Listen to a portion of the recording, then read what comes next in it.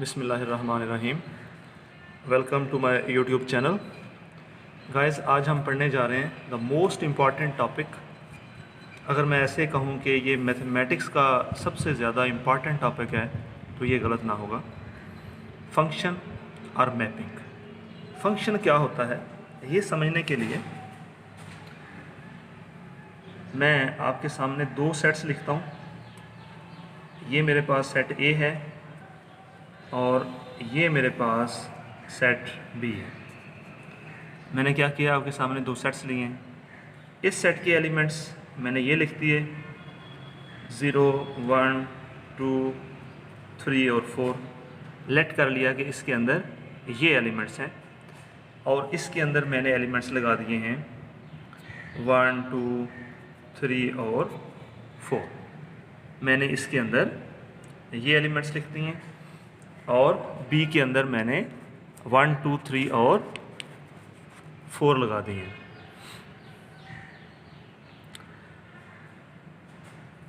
चलें, इसके अंदर आप 5 भी लिख लें, समझने में आसानी होगी। अब मैं एक मैपिंग डिफ़ाइन करता हूँ, फंक्शन डिफ़ाइन करता हूँ, रिलेशन डिफ़ाइन करता हूँ। रिलेशन के अंदर हम क्या लिखते हैं, ये देखें, ये मैंने फंक्शन बना दिया। ए से बी में फंक्शन कब होगा। मैं एक रिलेशन लिखता हूँ। रिलेशन में आपको पता है कि हम पेयर्स लिखते हैं, ऑर्डर्ड पेयर्स लिखते हैं। मैं उस रिलेशन का नाम एफ लिख देता हूँ और इसके अंदर मैं जोड़े लिख देता हूँ। कैसे? 0 को 1 से मिला के, 1 को 2 से मिला के, 2 को 3 से मिला के, 3 को 4 से और 4 को 5 से। अब देखिए आप, 0, 1 एक पेयर हो गया, 1, 2 एक हो गया, 2, 3 तीसरा हो गया और 3, 4 एक पेयर हो गया और 4 और 5 एक पेयर हो गया।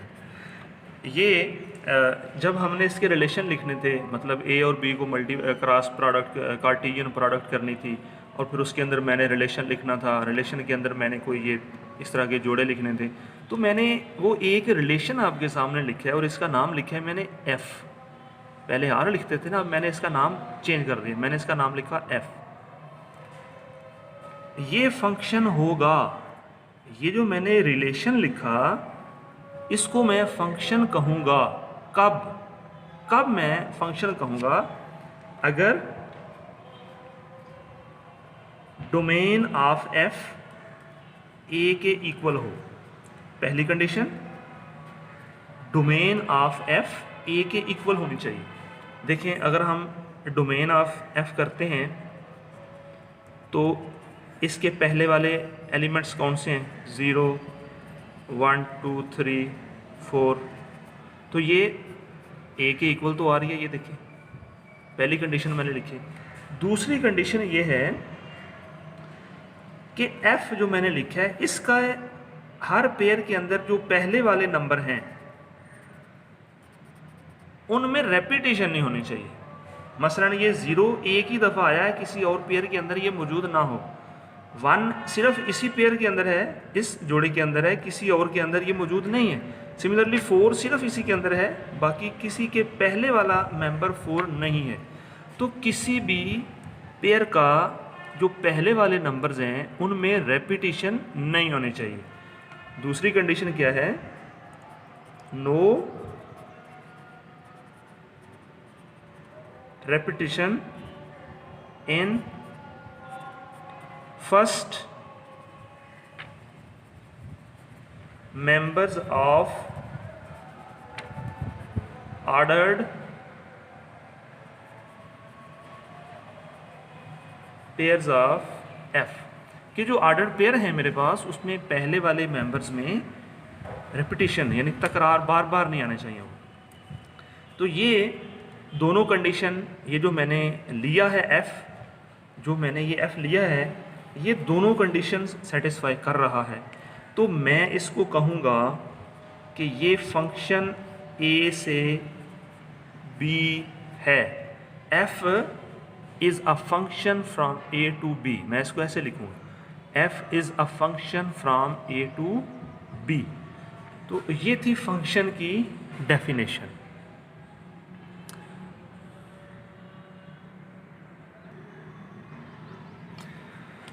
गाइस एक दो डेफिनेशंस और हैं वो मैं आपके साथ शेयर करना चाहता हूँ कि एफ़ के जो पहले वाले मेंबर्स हैं उसको कहते हैं डोमेन।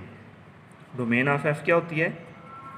जो एफ़ के पहले वाले मेंबर्स हैं, मसलन एफ़ के पहले वाले मेंबर 0 1 2 3 4, तो ये डोमेन है। 0 1 2 3 एंड 4 ये डोमेन हो गई। और रेंज क्या होती है?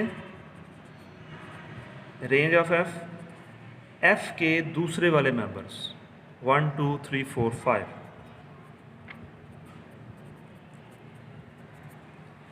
एक और टर्म होती है कोडोमेन।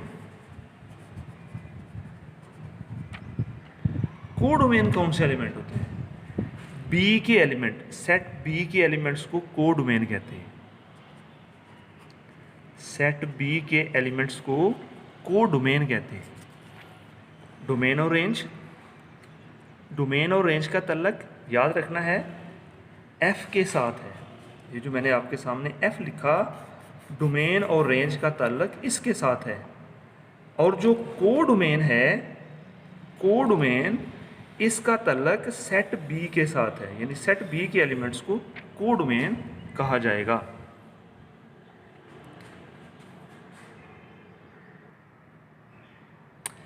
फंक्शन को समझने के लिए एक और सादा सी मिसाल मैं आपके सामने रखता हूँ कि ये मेरे पास सेट ए है और ये मेरे पास सेट बी है।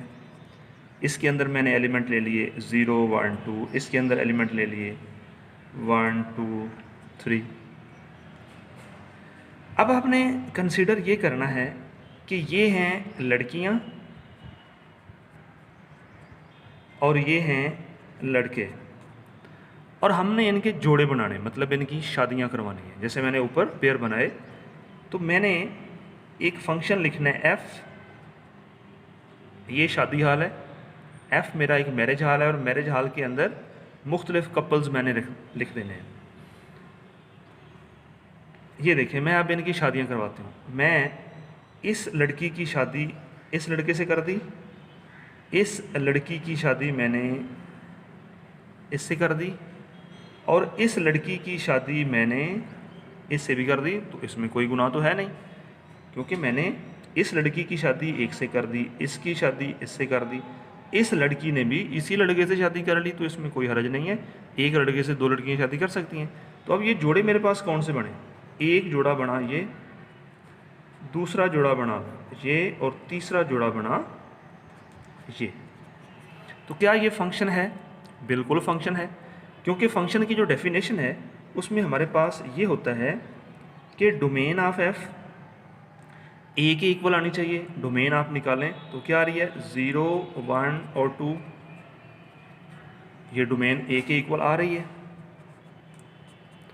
और पहले वाले जो मेंबर्स हैं उनमें कोई भी रिपीट भी नहीं हो रहा, तो ये भी डेफिनेशन के ऊपर दूसरी कंडीशन भी पूरी हो रही है, तो ये फंक्शन तो है। अब आप देखें कि किस सूरत में फंक्शन नहीं होगा। जब हम गैर इस्लामी काम करेंगे, इस्लाम के असूलों से शरीयत के मुताबिक नहीं करेंगे, तो फंक्शन नहीं होगा। फॉर एग्जांपल, इस लड़की ने इससे शादी की हुई है,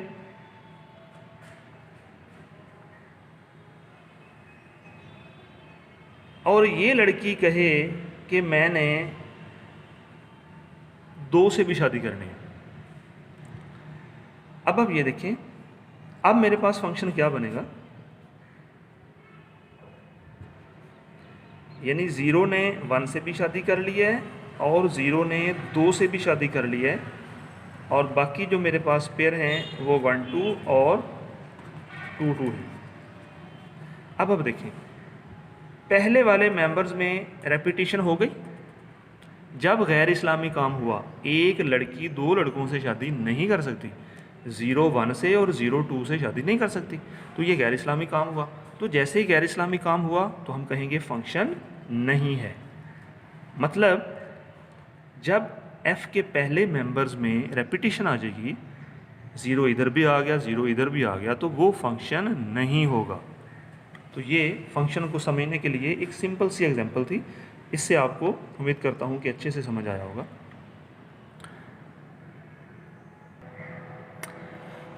चलिए तो गाइस अब हमने टाइप्स ऑफ फंक्शन पढ़ना है। तो पहले नंबर पे है इनटू फंक्शन। इनटू फंक्शन क्या होता है ये हमने समझना है कि मैंने सेट ए लिया है, सेट बी लिया है, तो ए से बी के अंदर एफ एक ऐसा फंक्शन हमारे पास हो, एक ऐसा रिलेशन मेरे पास हो। मसलन मैंने क्या करना है, मैंने 0 को 1 से मिला दिया, एक जोड़ा ये हो गया, 1 को 2 से मिला दिया और 2 को 3 से मिला दिया और 3 को मैंने 3 से मिला दिया।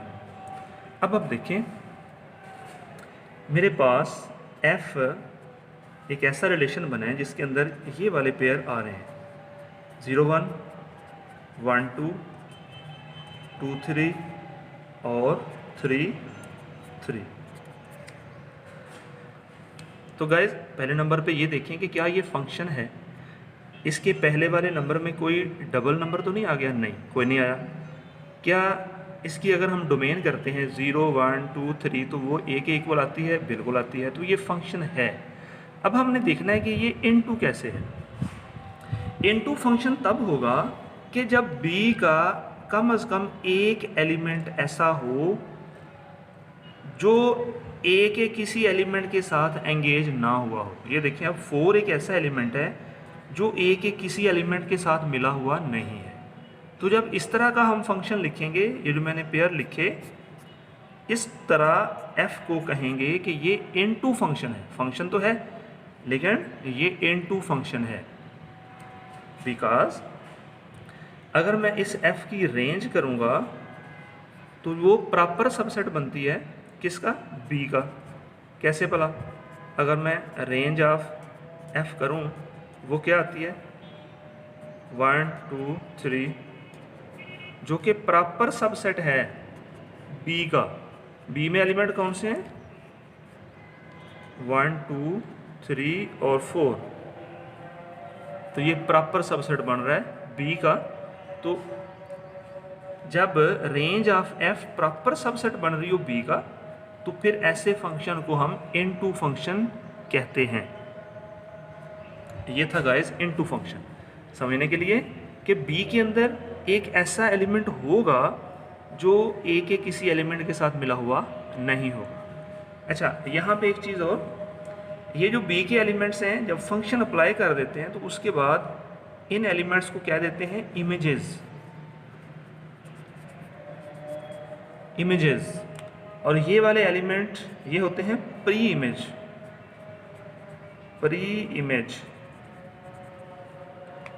ये वाले प्री इमेजेस और ये वाले इमेजेस, यानी जब इसके ऊपर अप्लाई करते हैं फंक्शन को तो ये हमारे इमेज बनते हैं। तो इनको इमेजेस कहते हैं और इनको प्री इमेजेस कह देते हैं। तो ये था इनटू फंक्शन। अब हम देखते हैं 1 1 फंक्शन क्या होता है। जी तो चलिए गाइस अब हम देखते हैं 1 1 फंक्शन क्या होता है। मैंने आपके सामने a और b दो सेट लिखे हैं और मैंने इनको मिलाया है, इनके एलिमेंट्स को मिला दिया। 0 को मिला दिया 1 से, 1 को 2 से, 2 को 3 से, 3 को 4 से, 5 को मैंने अकेला छोड़ दिए। अब मेरे पास जो फंक्शन बना है और इसके अंदर जो मैंने जोड़े लिखने हैं वो ये हैं, 0 1 से मिल गया, 1 2 से मिल गया, 2 3 से मिल गया, 3 4 से मिल गया और बस यही मेरे जोड़े बने। अब देखें क्या ये फंक्शन है? बिल्कुल है, बिकॉज a के पहले वाले एलिमेंट में कोई रेपिटेशन नहीं है और डोमेन ऑफ f a के इक्वल भी आ रही है, तो ये फंक्शन तो है। अब हमने देखना ये है, ये 1 1 फंक्शन है। कैसे 1 1 फंक्शन है? क्योंकि a के हर एलिमेंट के साथ b का एक यूनिक एलिमेंट जुड़ा हुआ है, यानी कि हर इमेज एक यूनिक प्री इमेज रखता है।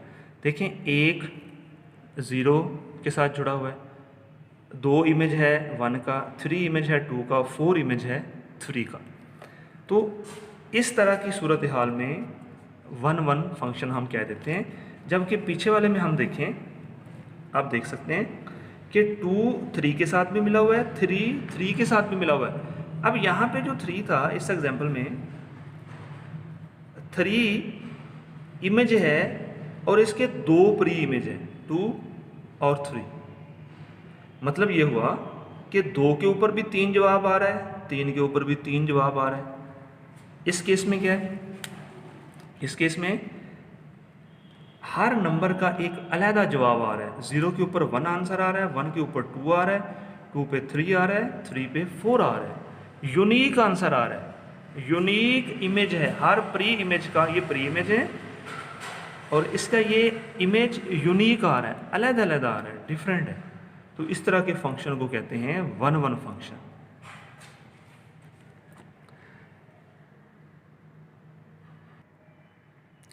अब हमने पढ़ना है N2 एंड 1-1 फंक्शन, कि ऐसा फंक्शन जो N2 भी हो और जो 1-1 फंक्शन भी हो।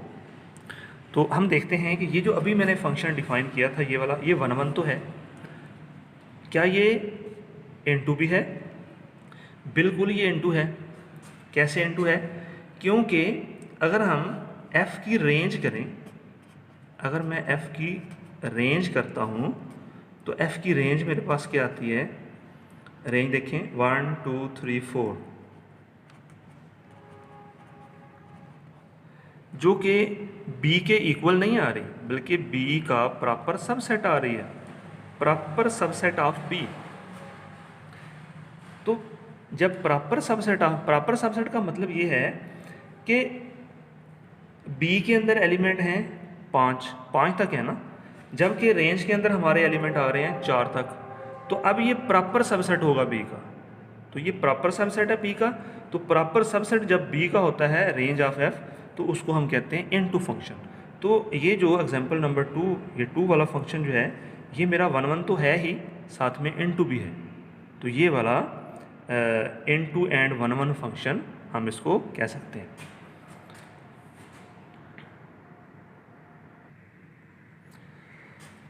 अब हमने पढ़ना है ON2 फंक्शन।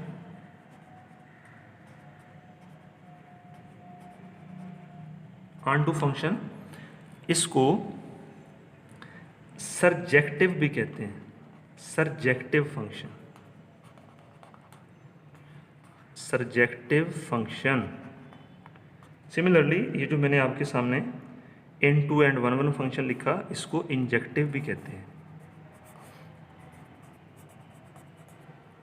इंजेक्टिव, और इसको सरजेक्टिव। अब आपने यहाँ पे बात समझनी है कि N2 एंड 1-1 फंक्शन में हमने क्या पढ़ा है? Range of f proper subset है b का। अब मैं आपके सामने 2 सेट्स लेता हूँ। देखें, ON2 फंक्शन को समझने के लिए मैंने आपके सामने ये सेट a ले लिया है और ये सेट मैंने आपके सामने b ले लिया है। ये कोई फंक्शन है जो मैंने डिफाइन किया है। a के अंदर एलिमेंट मैंने ले लिए 0 1 2 3 और b के अंदर एलिमेंट मैंने ले लिए 1 2 और 3।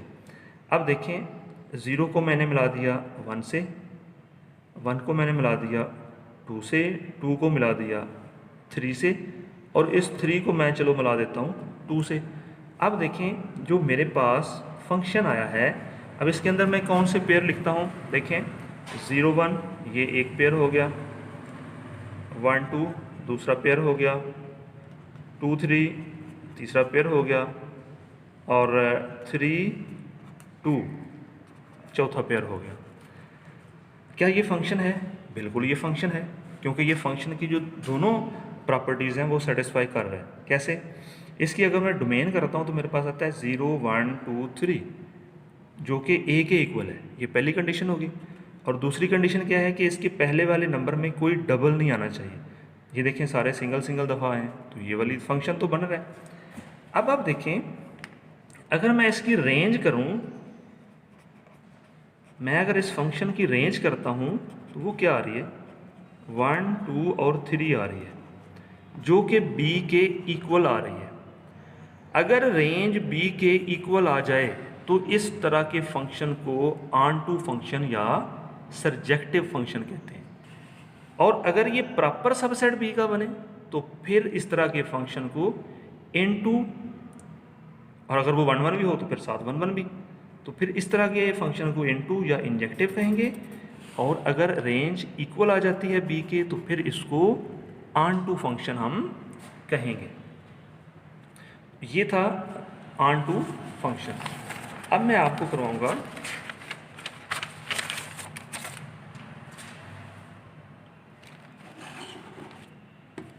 अब जो हमने करना है वो है गाइस बाइजेक्टिव फंक्शन या 1 to 1 function. Bijective function,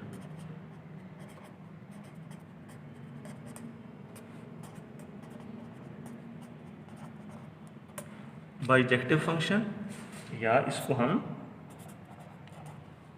1 to 1 function भी कह देते हैं।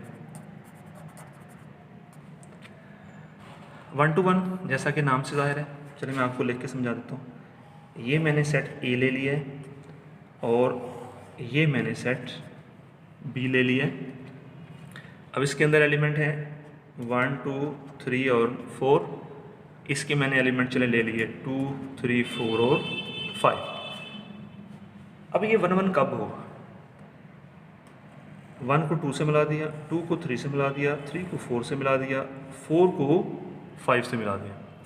अब आप देखें ये फंक्शन 1 1 है। कैसे?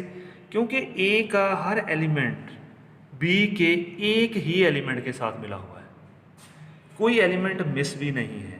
बी का कोई एलिमेंट हमने मिस भी नहीं किया। हालांकि हम पीछे हमने देखा था कि हम मिस कर सकते हैं। इनटू फंक्शन में मैंने एक एलिमेंट को छोड़ दिया था। अब देखिए ए का हर एक एलिमेंट बी के हर एक एलिमेंट से जुड़ा हुआ है। तो इस तरह का फंक्शन इसके अंदर मैं अगर जोड़े लिखूंगा तो 1 2 2 3 3 4 और 4 5, तो ये 1 to 1 फंक्शन कहलाता है।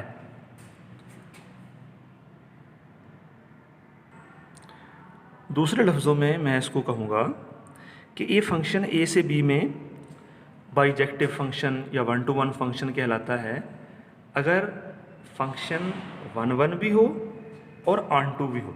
अब आप देखें ये फंक्शन 1 1 है, ऑन टू भी है। ऑन टू कैसे है? क्योंकि रेंज ऑफ एफ बी के इक्वल आ रही है। अगर मैं एफ की रेंज करूँगा तो वो बी के इक्वल आएगी।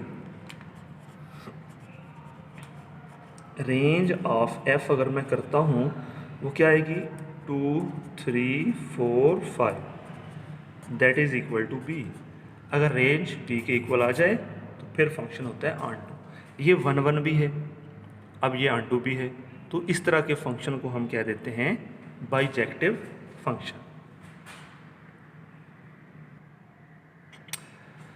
जी गाइस, अब 2-3 पॉइंट आपने याद रखने हैं कि हर फंक्शन, ये जो मैंने फंक्शन लिखा ये एक रिलेशन भी है, लेकिन हर रिलेशन फंक्शन नहीं होता। जैसे हमने वो बाइनरी रिलेशन वाले में पढ़ा था, उसमें जब हम रिलेशन निकालते थे तो आपको याद होगा कि आर के पहले वाले मेंबर्स में रेपिटेशन हो जाती थी, लेकिन वो रिलेशन तो होते थे, लेकिन फंक्शन हम उनको नहीं कह सकते थे। लेकिन अब ये जो मैंने फंक्शन लिखा ये रिलेशन भी है, फंक्शन भी है, रिलेशन भी है, लेकिन हर रिलेशन फंक्शन नहीं होता। Every function is a relation, every function is a relation,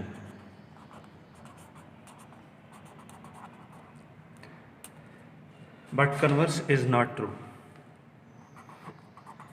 but converse कि इसका उल्ट सही नहीं है। converse is not true. Every function may not be 1 1 her function 1 1 भी नहीं होता, कोई ज़रूरी नहीं है, बाज़ औक़ात वो अनडू भी होता है। हर फंक्शन के लिए ज़रूरी नहीं है कि वो 1 1 भी हो, और हर फंक्शन के लिए ये भी ज़रूरी नहीं है कि वो अनडू भी हो। तो ये आपने बातें याद रखनी है। तो गाइस ये फंक्शन के बारे में इतना ही था। अब इंशाल्लाह नेक्स्ट लेक्चर में मैं एक्सरसाइज 5.5 आपको करवाऊँगा। तब तक के लिए अल्लाह हाफिज़। अगर आपको कोई प्रॉब्लम हो, कोई बात समझ ना आई हो, तो आपने कमेंट करके मेरे से पूछ लेना है। अल्लाह हाफिज़।